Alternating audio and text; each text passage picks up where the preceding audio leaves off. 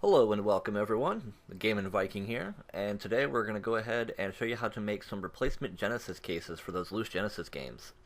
So first we're going to need some cover art here, so we're going to go to thecoverproject.net. I find it to be a fantastic resource as they have a lot of stuff. And we're going to go into the Genesis category, and I think we'll do one of my more underappreciated but favorite games, Altered Beast. So let's go ahead and we'll download that. Now if you're using just universal game cases, you're good to go.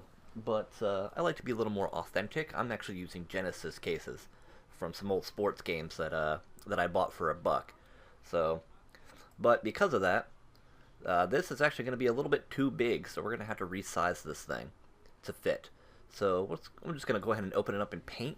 You don't have to be fancy with it. You can open it up in any program you want, but I find Paint to be the simplest. And we're going to go into Properties. Now this will tell us how big it is in pixels, or in inches, or centimeters.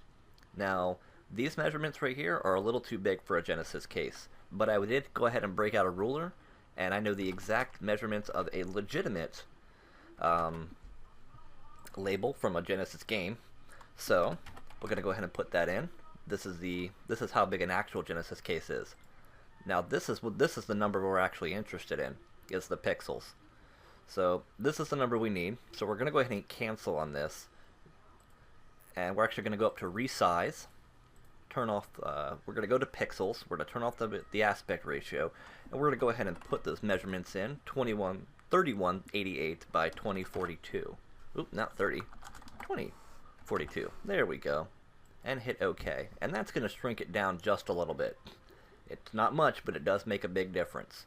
Alright, so now that we have our game case art to the right size, we are going to go ahead and we're going to go down to print and we're going to preview it. Now it does look like it would fit on a piece of paper, but it's actually not going to. If we go to page setup, it's actually set to fit to one page, but if we adjust it to 100% normal size, as you can see, it's not the right size. So what we're going to do is we're going to go in and change it to legal, and that will make it fit on one page. Now, if your printer supports marginless printing, mine does not, you can set all these margins to 0, and it will fit on a standard 8.5 by 11. But we're going to go with the legal 8.5 by 14 because mine, as I said, does not support marginless printing. And then we'll hit OK on that. And there we go. Now it's actually the actual appropriate size for printing. And so once we have it all set up, we can just go ahead and hit print. I'm not going to print it because I don't need to because I've already made this case. But that's it. You'll just print it out. As far as the paper stock goes, you'll want to use a heavier weight paper. I think standard is 20 pounds, but 20 pounds in an inkjet, you're going to get some wrinkling on the ink. Some people recommend semi-gloss paper for that official look, or a 50-pound matte finish for really nice, crisp, and vibrant colors. It's really personal preference. You can probably Google around to see what the difference is and what you prefer. Or you can just take it to a print shop and say, hey, this is what I want. But that is it.